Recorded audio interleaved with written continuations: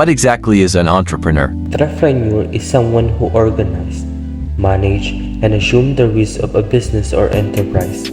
An entrepreneur is an agent of change. Okay po, ma'am. Yung advantage niya kasi maganda as employer. Kasi pag entrepreneur ka, lahat ng rights na sa iyo. Yung income, mga policy, unlike ng employee lang. Tsaka mas malaki ang productivity. Yung sa economy, may contribution ka rin sa ating bansa. Mas maganda yun kasi mas merong progressive pa siya. Unlike kasi sa pag-empleyado ka lang, hanggang doon ka lang. Kung ano lang salary mo, hanggang doon lang. Although meron siyang mga promotion, pero iba pa rin ang entrepreneur. Gagawa mo lahat. Kumbaga ikaw ang boss. Ang disadvantage naman, kasi parang sugal yan. Ngayon, depende yan sa status ng business mo. Unlike, katulad ngayon, di ba, na ano tayo ng pandemic. Ang status ng business ngayon is hindi ganon kaganda unlike noon. Katulad nito, restaurant. Kasi yung mga consumer ngayon na naging awareness sa pag-expense. Dati malakas ang sales namin. Yun ang naapektuhan yung production, yung sales. Tapos sa fluctuation, nag-a-adjust din kami. Apektado kami rin sa lahat. Yun. As maraming investment, yung nakakapag-provide kami ng trabaho sa mga tao. At saka yung tax na binabayad, yun na itutulong as entrepreneur sa economy. Yun lang. Thank you po. Kaya po si Mr. Queen Marison Bonus. as owner po ng coffee bar. Apo. So may question po kami. Una pong question is, what are the advantages and disadvantages of being entrepreneur? The advantages of being an entrepreneur is you're having your own business and then you're making your dreams or yung mga gusto mo sa buhay, like having a coffee shop to a reality. Just like this, nagkaroon ng coffee and bar. Yun yung advantages ng pagiging entrepreneurs. And then, marami kasing puro pangarap lang na sana may ganito, may ganyan, or yung parang tag dito, yung parang puro nasa utak lang lahat ng gusto, pero hindi nila ginagawa. So, the advantages of having may sarili kang income and masaya. Katulad sa akin, masaya ako sa pagkakaroon ng coffee shop kasi ito gusto kong mahilig ako sa kape. So, I make this yung hilig ko, kita ko siya sa as business, diba? And then, the disadvantages of being an entrepreneur, syempre, not all the time, malakas yung coffee shop. So, meron din times na mahina or hindi ganong kataas ang sales. Yun yung mga disadvantages ng kakaroon ng But the thing is that when you work hard, kahit push ng gusto mo, pinupush mo pa yung mas gusto mo, kahit mahina, gagawa ka ng paraan para mapalakas sa business. Yes. Tama ba yun? Thank you po. Next question po, what their contribution as an entrepreneur in our economy? Siyempre, ang contribution namin, nakakapag-angkat kami ng products to other businesses. Yung mga suppliers namin, nakakabili kami doon. Anong nakakakontribute niya? Siyempre, nakakapagbayad kami ng tax. Yeah. Nakakapagtulong kami sa mga tauhan namin. Pasweldo. At may mapakain sila sa kanilang family.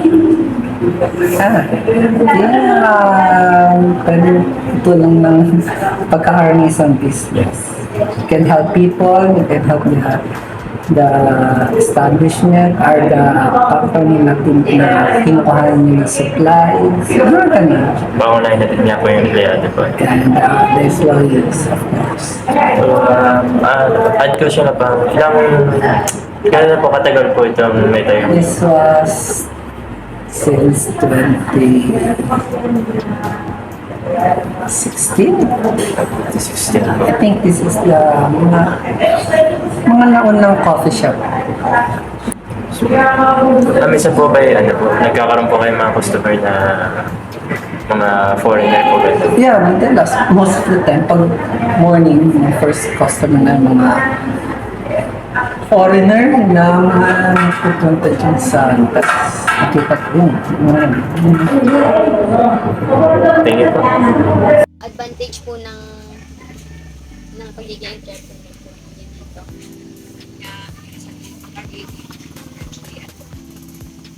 Budget friendly po. Budget friendly. Bukod po sa budget friendly tong product ninyo, ano pa po yung advantage? Siyempre,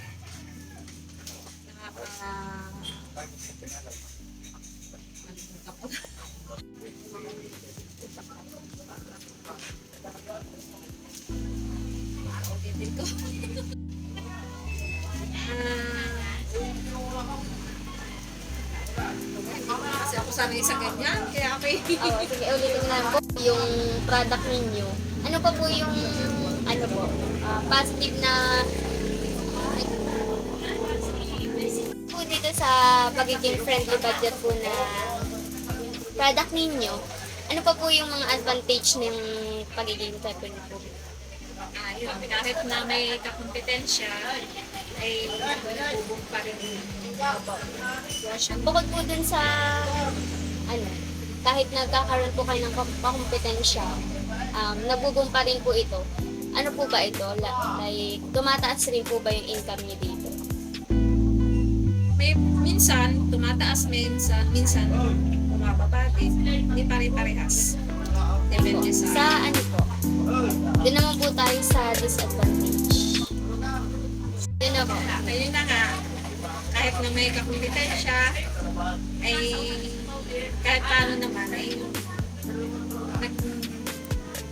nakakabenta pa rin naman ng ayos.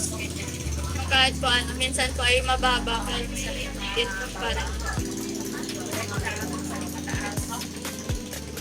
Okay pa din naman. Wait lang. Yung pangalawa po ay, what are their contribution as entrepreneur in our industry?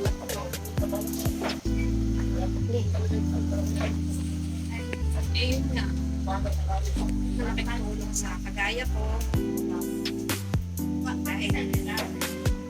Kahit na madadala sa sahod, malaking tulong pa rin sa kita, sa mga araw na gastusin. Bukod po dun, ano po yung naibigay nito? At na nakakatulong dito sa mga taong nakakataon trabaho, Nakapagbigay po ng trabaho. pagbigay siya. Bukod po sa nakakapagbigay ito ng work sa ibang tao, may possible po ba ito na ma-improve din po yung pamumuhay ninyo? Oo naman, basta masipag at tiyaga lang. Bukod po doon, sa mga product naman po dito, ano po yung mas... Wait, cut mo na. Yun. Bukod po doon, ano pa po yung mga na i-introduce niyo po? Like, Pwede yung mga product, para ano po siya? Yung mga bagong products po yun, ano pong yun? kaya niya, yung mga burger po. Magkakaroon po ba kayo dito ng mga panibago? Bago, Mga product. product po. Eh, kagaya nito, dati kasi ito, luma. Siya, ngayon, binago. Mas lumami po yung naging product niya. Oo. Tsaka, Dati po mas siya mura. is, opo, Mas dati, mura siya. dati po siya is Big Mac, ngayon po is sa sariling owner na po siya nakapangalan. Sa owner na po nakapangalan. Hindi naman. Or parang, Parang ano lang po franchise siya. din siya. Franchise. din. Ganun pa rin kaso iba lang ang ano. Tsaka ang pagkaano, mas mura siya kaysa sa dati. Entrepreneurs play a vital role in shaping economies, bringing both advantages and disadvantages to the forefront. On the positive side, entrepreneurs are driving force behind innovation, introducing a new product and services that proper technological advancement and enhance overall productivity. Their ventures contribute substantially to job creation, reducing unemployment rates and fostering economic stability. Moreover, entrepreneurial activities generate tax revenue, supporting a public services and government initiative. The competitive environment fostered by entrepreneurs encourages efficiency and improves services, benefiting consumer and enhancing global competitiveness. However, the entrepreneurial journey is not without its challenge. Entrepreneurs face a significant financial risk investing personal funds or securing loans with no guaranteed success. The uncertainty of the business environment, coupled with the pressure to adapt to market change, can lead to stress and work imbalance. Additionally, the possibility of failure is an inherent risk, requiring a resilience and the ability to learn from setbacks. Despite these challenges, the overall contribution of entrepreneurs to innovation, job creation, and economic growth underscore their vital role in shaping dynamic and robust economy.